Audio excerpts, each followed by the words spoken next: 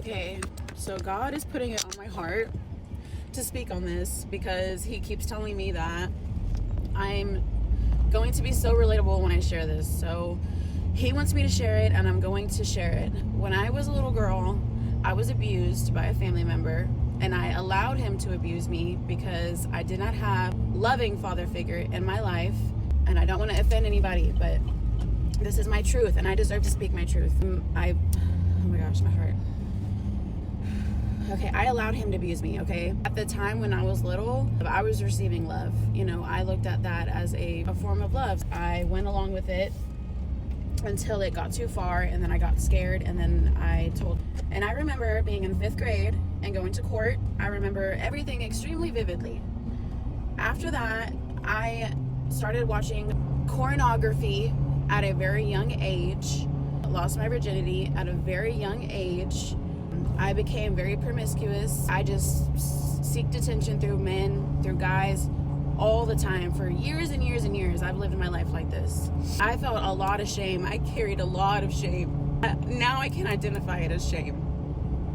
And it showed through my actions. At the time, I did not realize that that's what that was. Obviously, I was just living day to day. That made me feel valued.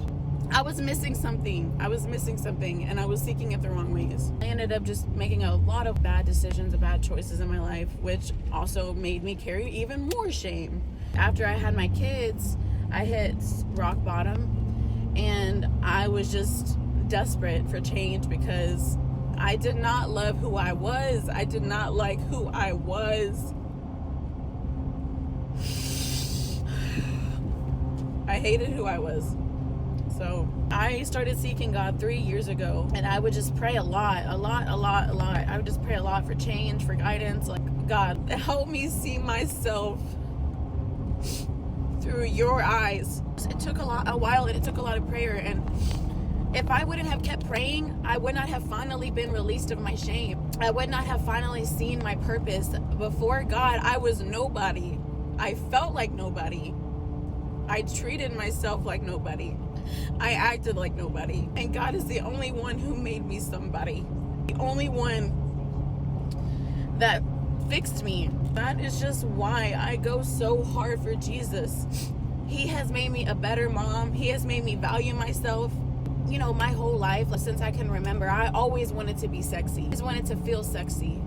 And now I do not feel that way anymore. I just want to be comfortable. I just want to be with Jesus.